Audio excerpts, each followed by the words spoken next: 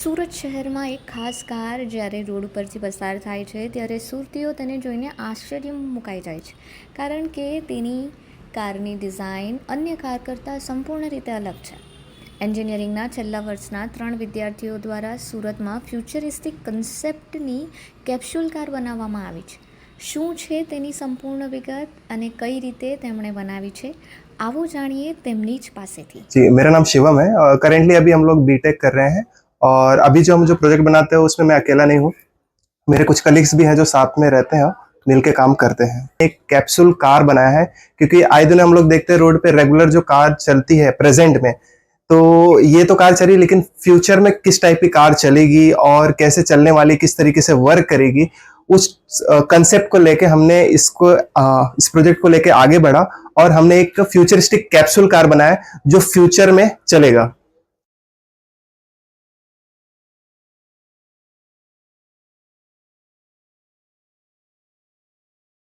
ભવિષ્યમાં કારની ડિઝાઇન કેવી હશે તે વિચાર સાથે સુરતના 3 એન્જિનિયરિંગના વિદ્યાર્થીઓએ માત્ર 3.5 મહિનામાં એક એવી ફ્યુચરિસ્ટિક કાર બનાવી દીધી છે જે અત્યાર સુધી ભારતમાં જોવા મળી નથી.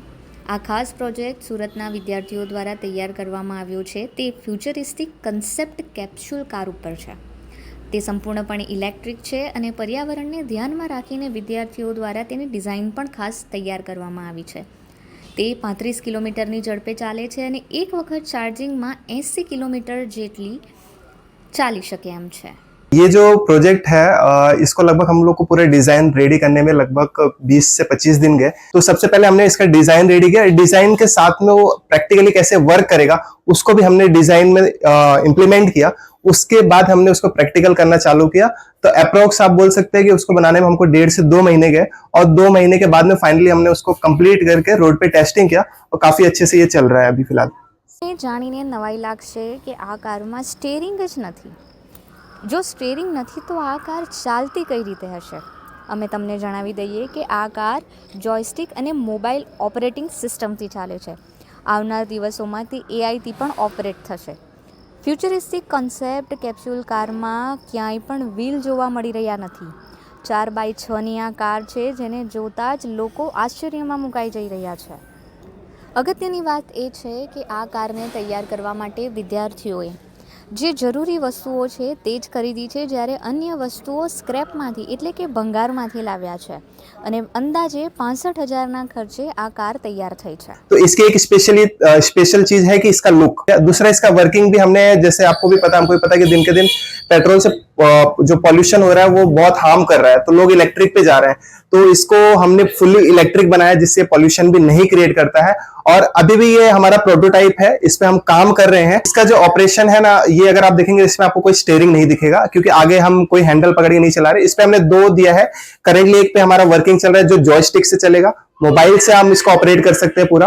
और दूसरा एक मैनुअली हमने हैंडल दिया जो स्टीयरिंग आगे नहीं है, हमारे हैंड पे. आपने देखा होगा कि जब पायलट चलाता है उसका हैंड किस हिसाब से, उस हिसाब का हमने एक हैंडल दिया है इसको. पीछे मैनुअली है अभी फिलहाल, लेकिन करेंटली हम इसको ये मोबाइल से और जॉयस्टिक से, ये दोनों से हम इसको ऑपरेट कर सकते हैं, जिसका वर्किंग और टेस्टिंग हमारा कंप्लीट हो चुका है.